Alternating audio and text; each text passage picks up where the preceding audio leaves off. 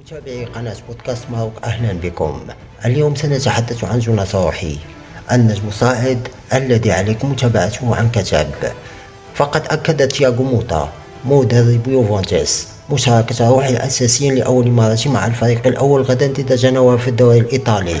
وبينما مثل السويد في فئات الشباب، لم يلتزم روحي بعد بالفريق الوطني للكبار، مما يثير تكهنات الجماهير بشغف حول تمثيله للمنتخب الوطني المغربي مستقبلا، وبعقد يمتد حتى 2028. يرى يوفنتوس بوضوح مستقبلا مشرقا لهذه الموهبة الشابة.